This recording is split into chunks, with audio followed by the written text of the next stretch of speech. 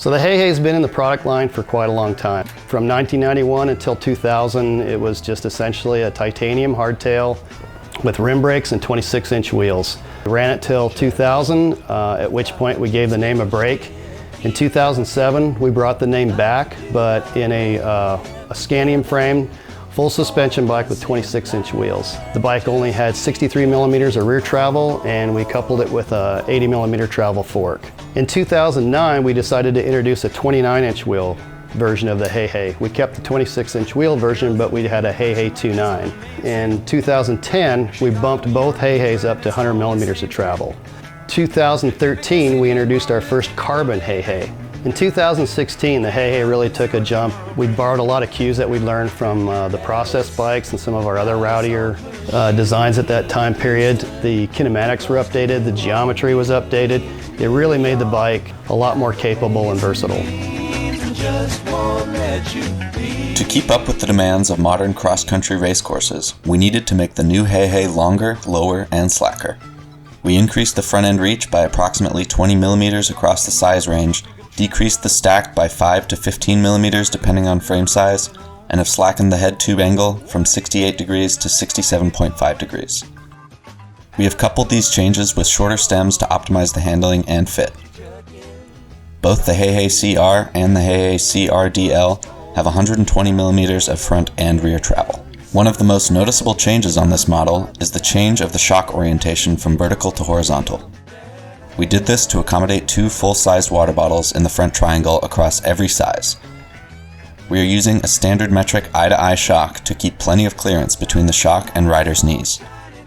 We use a 20mm axle on the mainstay pivot, a 15mm seat stay swing link pivot, and a 15mm swing link main pivot.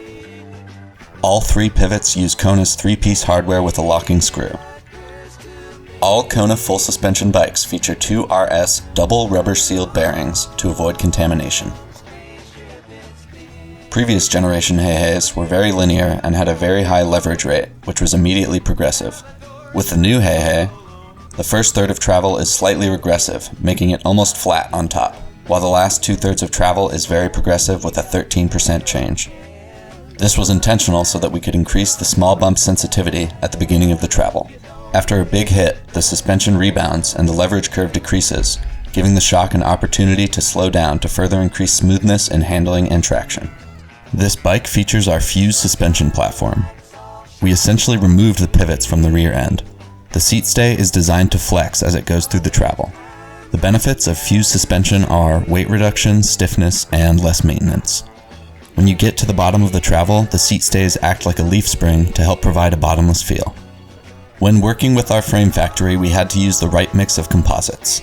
Areas where we don't want a lot of flex, we used a higher modulus material. Areas where we wanted some degree of flex, we used a lower modulus material. When designing this bike, it was important for us to balance the kinematics. The anti-squat values are prioritized for climbing and sprinting, but we didn't want to overdo it so that it was rough on the trail. We wanted to keep it snappy for sprints, but small bump compliant and bottomless for those larger impacts. The frame features a 160mm direct mount disc brake mount. Cable routing is almost fully internal. The rear derailleur exits the seat tube and enters the seat stay. The cables virtually have no growth, but rather bend on a radius, which prevents cable rub. We've worked to improve tire clearance on this bike, and we're excited to be able to run 29 by 2.5 inch tires and still have room for mud accumulation. I don't think there's any one thing that makes a difference on this bike. It's a collective.